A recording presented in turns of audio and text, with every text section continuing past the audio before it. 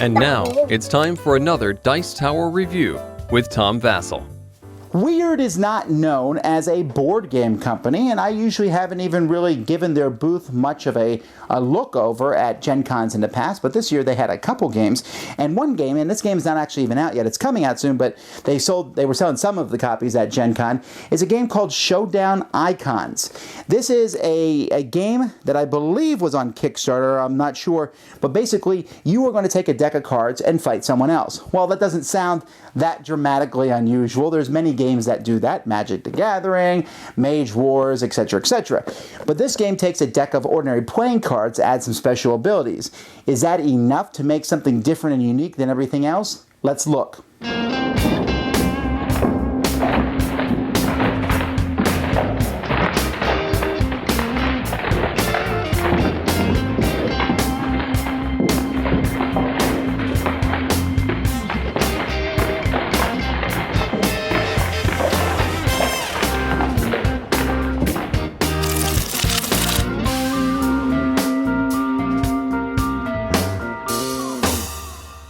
Now in this game, you're going to pick a deck of cards. This set here comes with 5 cards. They all fit snugly inside this box with the rules fit down inside it. And so you can be either the Jack of Diamonds, the King of Clubs, the Queen of Hearts, the Jokers, and the Ace of Spades. Now, they're really kind of dark-looking, neurotic, the Jokers are evil little robot type things. What does it say here? One of them's a robot. In the world of the icons, some things go bump in the night. Unfortunately for those that cross the Jokers, those bumps come in pairs. These bounty hunting twins implement their plans with twisted mechanisms. Just when you think you've killed one, you realize it's just a droid decoy, and you've unwittingly been thrown into one of their torturous experiments. Joy! So you have these people here. And each one of these, inside the box, is an entire deck of cards. And these cards are real thin plastic. And I have to say, I actually like that because it allows you to be a little bit, mutilating-ish towards the cards, which you know that I'm not, I kind of beat up on my games. And that works well. Now, these cards act as a regular deck of cards, which the game promotes as a positive thing. And yet, in my life, I've never, ever once said, I want to play cards. Let's grab one of our games that can also be played as a deck of cards. We just grab a deck of cards. But I guess it's thematic. You can do it, but will you? Anyhow, the deck is a complete deck of cards, and it comes with 4 aces. And so the player will take those 4 aces, and they're going to place them face down in front of themselves. Those are their hit points. It also comes with 2 jokers. You have one joker here, which gives you some special abilities, triggers they're called, and the other one here, a black joker, and I'll explain that one in a second. The rest of your deck is normal cards. However, the card suits do not matter. It doesn't matter clubs, spades, etc. What matters is at the top. You have intellect, cunning, and physical. There's 3 different types that will be used, and some cards have special abilities. Now, the way the game works is one player goes first, and then it goes to the other person. On your turn, you're the attacker. Now, the first thing that happens each turn is either player or the attacker can play an action card. If they don't wish to do so or don't have any they want to play, that's fine. Then the defending player can play action cards, and you go back and forth until everyone is done playing their action cards. Then you will have a combat phase. Now, the way a combat phase works is like this. You will have some cards in your hand. You'll start with 5 at the beginning of the game. You can play a card as a feint from your hand. So I say, I'm going to play an 11 Cunning, and I play that in front of myself. My opponent then will play a card from his hand. Perhaps he plays an 8 Intellect. If you do not wish to play a card from your hand, you may play your black joker. It's 2-sided. So, for example, this gentleman here, the Jack of Diamonds, has a 7 Cunning, or it could be a 7 Intellect. So he can play that as either one. And by the way, in this games, there's 12s, 11, 12s, and 13 numbers in the game for you to play, which basically is the Jack, Queen, and King. My opponent here, if he plays a feint, could play a 9 Intellect or a 2 Intellect. So he has a somewhat different black joker that he can play, and you can play either way. Once you play these cards, each player is going to play another card face down from they're going to choose it from their hand, and they're going to play it face down. These cards are then revealed.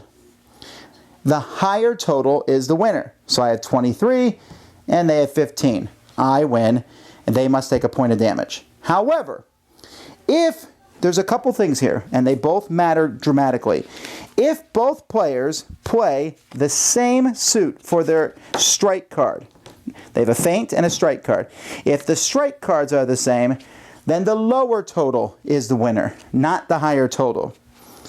And then more importantly, or as important I guess, if both of your cards are the same suit and you win, you get to do a trigger. These are listed on your Joker card here. For example, if I play 2 cunning cards and I win, my opponent must also discard 2 random cards. If I play 2 intellect cards and win, I get to draw 2 cards.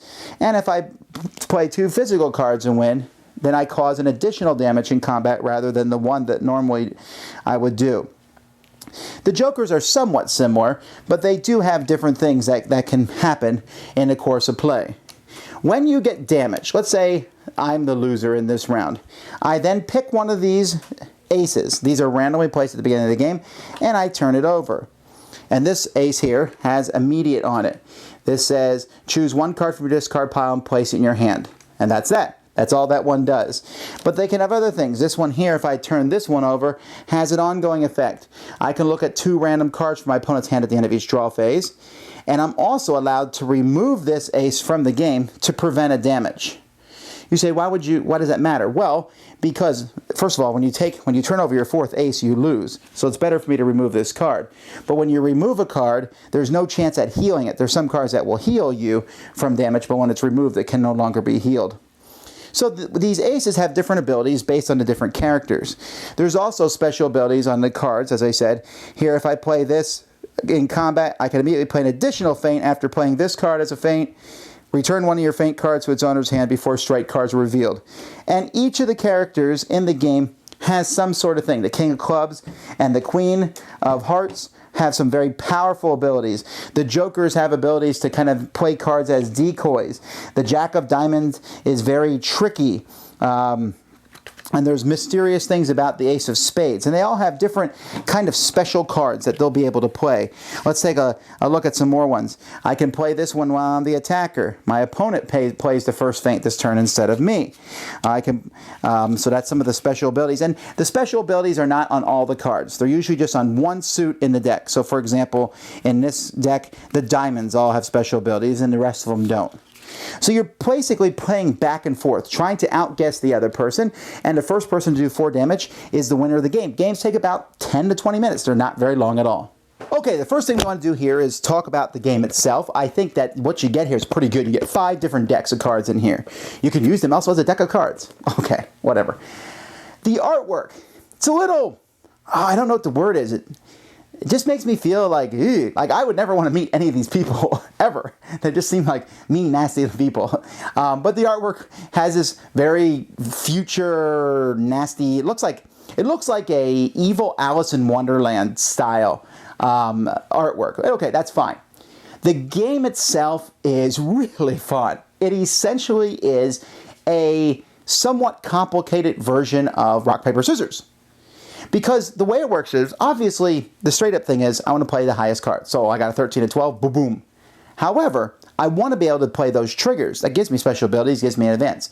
So I know that if I play 2 of the same type, I get that trigger. However, you know that I'm going to try to play 2 of the same type, so you will play the same trigger as me, the card that you know that will trigger my trigger, and in doing so, you make the lower total win. Now, I know you're going to do that, and, you know, back and forth. All that combined with the special cards, the special cards aren't game-breaking, they're just minor things, but they add to the fun, they add different things. And I'm telling you, as soon as I played this for the first time, and we were done, I said, boom, let's try this again with 2 different decks, because I was so enamored with the idea.